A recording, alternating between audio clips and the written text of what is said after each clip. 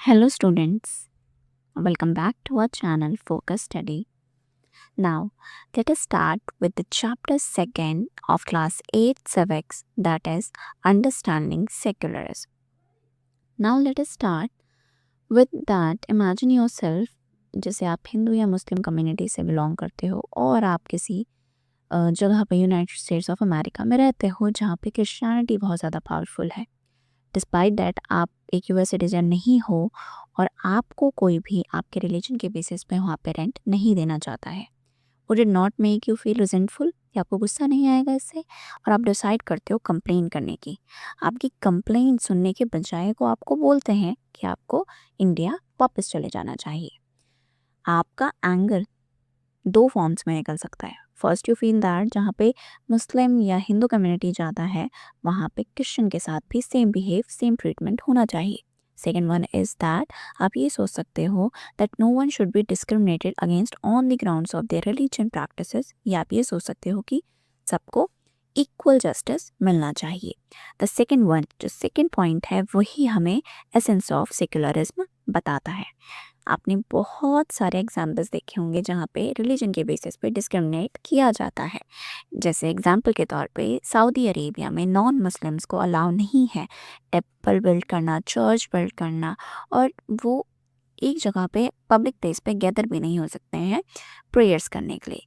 इस सारे एग्जाम्पल्स में वन रिलीजन कम्युनिटी दूसरी रिलीजन कम्युनिटी के साथ भेदभाव डिस्क्रिमिनेट करती हुई दिख रही है, और ये तभी प्रिवेल हो पाता है, तभी हो पाता है जब एक स्टेट उसको पावर देती है या एक स्टेट ऑफिशियल रिकॉग्नाइजेशन देती है एक रिलीजन को, स्पेसिफिक रिलीजन को। इन इंडिया क्या स्टेट डिस्क्रिमिनेट करती है against citizen on the grounds of their religion? So now let us begin with what is secularism.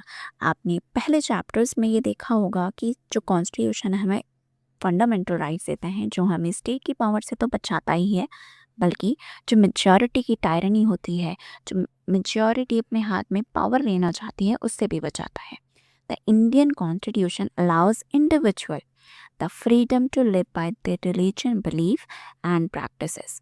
In keeping with this idea, जो India है वो एक स्ट्रैटेजी अडॉप्ट करता है जिसमें power of religion and powers of state दोनों अलग अलग होंगे। So secularism refers to this separation of religion from the state. So why is it important to separate religion from the state? क्यों important है ये? जैसे कि आपने पहले पढ़ा होगा या आपने देखा होगा अपनी कंट्री में भी, ये एक कंट्री में बहुत सारे अलग अलग रिलीजन के लोग रहते हैं, ठीक है। और इसमें से कुछ लोग ऐसे होते हैं जो मेजॉरिटी में होते हैं और कुछ माइनॉरिटी में होते हैं। सो मेजॉरिटी कम्युनिटी अपने रिलीजन के बेसिस पे माइनॉरिटी के साथ भेदभाव ना कर सके, इसीलिए स्टेट की पावर एंड रिलीजन को अलग अलग रखना ज़रूरी है। Therefore, the tyranny of the majority and the violation of fundamental rights that can result is one reason why it is important to separate the state and religion in a democratic society. Now, the another reason that it is important to separate religion from the state. क्या reason हो सकता है? Because we also need to protect the freedom of individual. जैसे example के तौर पे हम ये देख सकते हैं, पहले के टाइम पे अनटचेबिलिटी की जाती थी।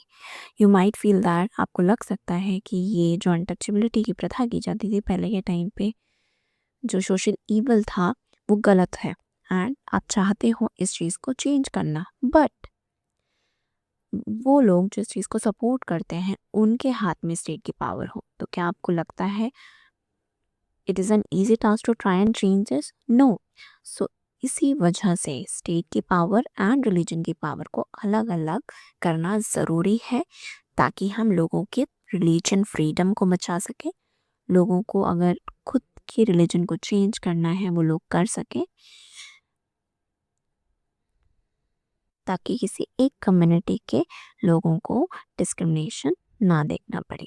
Now what is Indian secularism?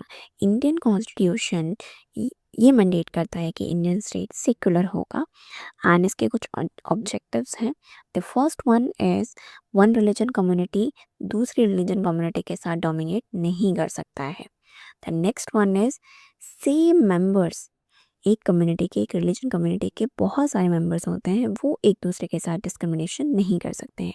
Now third one is state किसी भी एक पर्टिकुलर रिलीजन को सपोर्ट नहीं करेगा या एनफोर्स नहीं करेगा and not take away the religion freedom on individual, और स्टेट को अधिकार नहीं होगा कि वो रिलीजियस फ्रीडम ऑफ इंडिविजुअल को छीन ले। Okay, now the another topic is how Indian state works in various ways to prevent the above domination।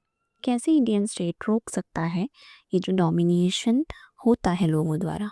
First is usage a strategy of distancing itself from religion. अभी तक हमने जिसकी भी बात करी कि जो इंडियन स्टेट है वो किसी भी रिलीजियस ग्रुप द्वारा रूल नहीं होगा और किसी भी एक रिलीजन को सपोर्ट नहीं करेगा। जैसे कि आपने इंडिया में गवर्नमेंट स्पेसेस लाइक जैसे कोर्ट्स वगैरह में, पुलिस स्टेशन में, गवर्नमेंट स्कूल्स में देखा होगा, स्पेशली गवर्नमेंट स्कूल्स में आपने देखा होगा कि कोई भी सेलिब्रेशन जो रिलीजियस फेस्टिवल को प्रमोट करता है उसे नहीं मनाया जाता है। सो फर्स्ट यूज़ करता है वो स्ट्रैटेजी कि वो स्टेट की पावर एंड रिलीजन की पावर को अलग अलग रखे। The second way in which Indian secularism works is to prevent the domination is through a strategy of non-interference. This means that इस चीज़ को रिस्पेक्ट करने के लिए कि सारे के सारे रिलीजन इक्वली हों, इस चीज़ को रिस्पेक्ट करने के लिए वो इंटरफेयर नहीं करता है रिलीजियस प्रैक्टिसेस में।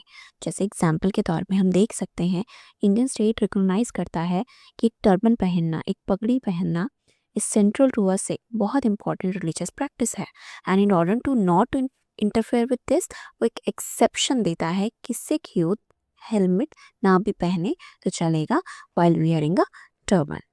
Okay, the third way in which Indian secularism works to prevent the domination जो अभी हमने पढ़ा is the strategy through intervention। यानी अभी तक हमने पढ़ी थी strategy of non intervention जिसमें वो सिख लोगों को टर्बन पहनने के लिए एक्सेप्शन प्रोवाइड करते हैं। But the third strategy is the strategy of intervention. जैसे अभी हमने एग्जाम्पल में देखा untouchability, this is a good example जहाँ पे वे members of same religion upper caste Hindu dominate करते थे other members some lower caste Hindus within it. In order to prevent this religion based exclusion and discrimination in constitution क्या करता है, ban करता है अनटचेबिलिटी को। नाउ अभी तक हमने पढ़ी जो स्ट्रैटेजीज थी। ओके, फर्स्ट कि जो स्टेट की पावर और रिलीजन की पावर है वो दोनों अलग अलग होगी। स्टेट किसी एक रिलीजन को पूरी तरीके से सपोर्ट नहीं करेगा। ओके, द सेकेंड वे इन विच कि इंडियन सेक्युलरिज्म कैसे दिखता है कि वो एक स्ट्रैटेजी अपनाएगा नॉन इंटरफेरेंस की, and the third one is the strategy of intervention. Now in what way is Indian secularism different है अदर डेमोक्रेटिक कंट्रीज के सेक्युलरिज्म से। जैसे हम एग्जाम्पल के तौर पे ले सकते हैं Indian secularism differ from dominate understanding of secularism जो यूनाइटेड स्टेट्स ऑफ अमेरिका में अपनाई जाती है। वो स्ट्रिक्ट सेपरेशन दिखाते हैं बिटवीन रिलीजन एंड स्टेट के बीच में, जहाँ पे वो इंटरवेंशन नहीं करते हैं।